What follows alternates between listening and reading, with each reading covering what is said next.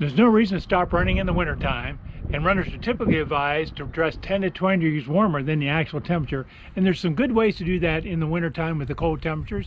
Stick with me and I'll tell you all about it.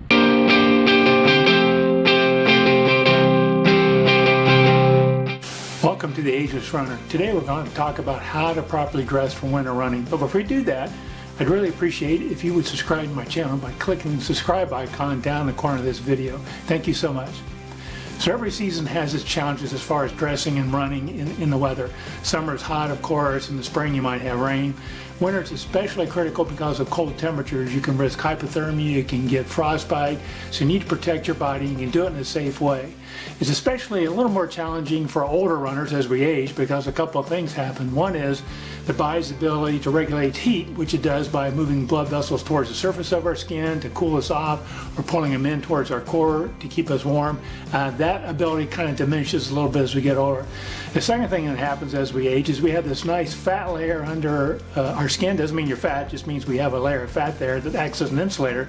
That kind of thins out as we get older. That's why you might see grandma in the middle of summer wearing a sweater because she feels cold. So we often, as an older runner, might tend to overdress because we feel cold before we start a run, then we get too many clothes on, then we're out really overheating and getting too hot and sweaty out during our run. But it's very easy to dress properly. It's all a matter of layering and wearing the right fabrics.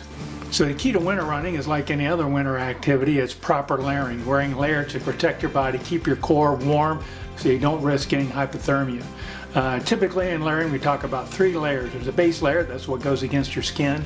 A middle layer, which is kind of a buffer. It's depending on the weather and the temperature, you might alter that middle layer.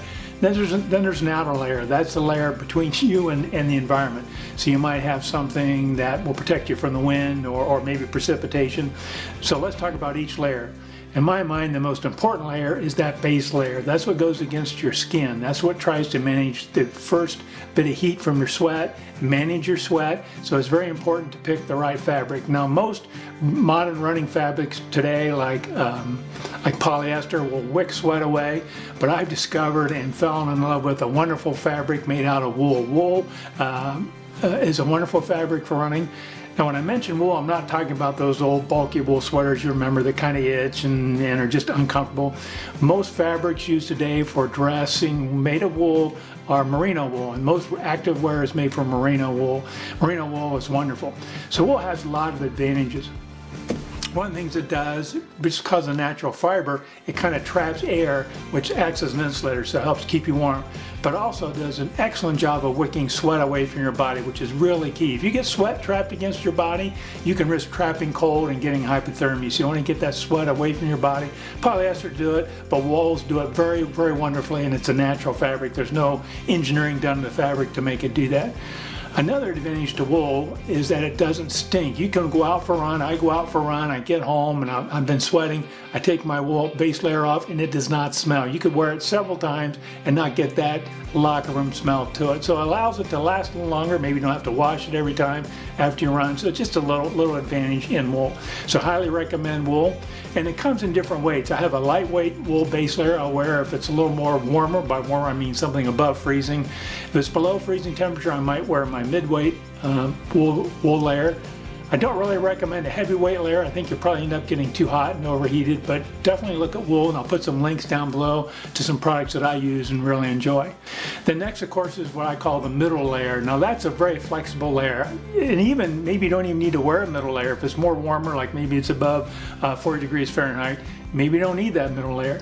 Often when I'll run, if it's above freezing, I might just put a short sleeve polyester running shirt on, something you might wear in the summertime. Put that on as my middle layer. If it's colder, if it's well below freezing, I went for a run a few days ago where it's 15 degrees Fahrenheit. When I did it, I had my wool base layer, but then over that I put a long sleeve Under Armour running shirt on, and that provided great warmth. So flex that middle layer to give you the extra protection you need depending on the conditions. Now we haven't talked about wind yet, but wind is a big factor. Of course, it increases your heat loss. Engineers call it convective heat loss. It's the wind chill factor. It doesn't lower temperature, but it makes you feel colder because it's sucking that body heat away much faster. So you want to have the next layer is an outer layer. So that outer layer ought to give you some buffer for that wind. Doesn't mean it has to be wind resistant. I wear just a golf jacket. It's just a polyester nylon golf jacket that you might wear golfing in the spring day. But I put that as my outer layer. It works great. It buffers a little bit of the wind, a little bit of moisture if I need it, although I'm not going to go out and run in the rain or heavy snow. So it just provides that extra layer of protection to top it off. So then, of course, once you've got your core protected, and what's nice about that jacket on the top layer is if you start to get too warm, you can unzip it. So you unzip it, allows some of that body heat to escape, and sometimes what happens when I run, I'll turn a corner and start running in a headwind. I can just zip it back up to give me more warmth. So a jacket, a zipper jacket as your top layer is a wonderful means of helping control your temperature. So once you've got all your layers on, now you need to think about your extremities. Of course, you want something on your head. You lose a lot of heat to the top of your head. You want, whether it's just a running hat, a skull cap, or you want a ski hat, or just a baseball hat, is up to you. But get something on your head. And you might want something over your ears too. Make sure it covers your ears, especially if it's cold out. You don't want to get frostbite on your ears. And since we're speaking overhead, you might want to consider wearing a gaiter. Around your neck. You can pull it up above your nose, help protect your breath, especially if you have some issues where breathing cold air gives you difficulty. Gaiter works wonders. You don't need it for COVID. There's no COVID out when you're running around outside, but you may want it for the cold air. So moving on, we want to protect our hands. Of course, there's running gloves out there.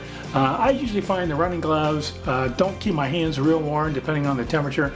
And of course, a lot of them have the ability that you could work your phone with your gloves on. Those never work for me.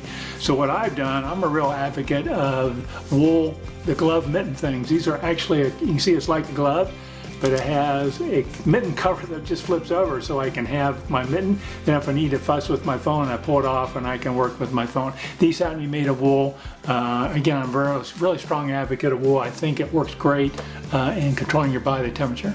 Next thing, of course, is your feet. Now, running shoes are not made to keep your feet warm. They're light, they're flexible, so you really need to put that emphasis on your socks. You want to wear a little heavier sock. If you want to wear heavier polyester running socks, that's fine. Again, I have wool running socks. Again, I'll put some links below to the gloves and the socks that I wear, and they work great. They're a little heavier, and they keep your feet dry. Again, remember, wool does a wonderful job of wicking moisture away. So it's going to keep your feet dry should you run through any moisture and get your shoes wet. It's going to help keep that water away from your feet. Now, I haven't talked yet about the legs. Legs for me are very rarely an issue. My legs generally don't get cold. I just wear a pair of running tights, nylon spandex running tights. Those work wonderful for me. As I mentioned, I did a run not too long ago, 15 degrees F. That's all I wore were running tights and a pair of running shorts over them. And those work fine for me. If it were windy though, and it were much colder, I have a heavier pair of running pants that I'll wear, and those work fine. And a lot of your decisions on what to wear depends not only on temperature, but keep in mind the wind. The wind can be really bitterly cold and really make you feel colder. And is it sunny, is it cloudy? That can make a difference in how you want to dress. I went for a run the other day. It was 25 degrees Fahrenheit, but it was really bright and sunny. I actually ended up getting too hot. I wore my wool base layer, I wore a short sleeve running shirt, and my golf jacket, and I got too warm. I had to unzip my jacket. Just that sun kind of warms you up. Probably because I have my golf jacket I wear on the outside is black, so it's going to absorb some radiant energy and help warm me up. I've given you some advice, some tips, but it's a little bit art and not just science. So you want to think about learning from how you dress.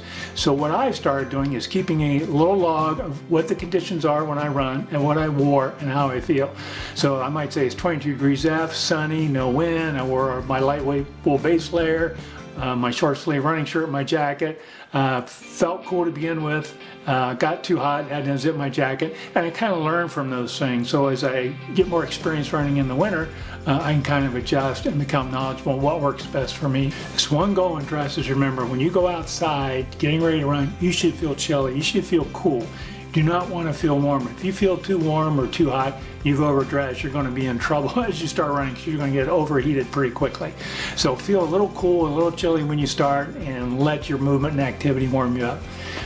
Hey, thanks again for watching this video. I'm going to have more in this series. Next up, we're going to talk about what to do for winter running, how to pick shoes, what to do to warm up for the run, what to do post-run. Hope you enjoy it. Thanks again, and please subscribe to my channel.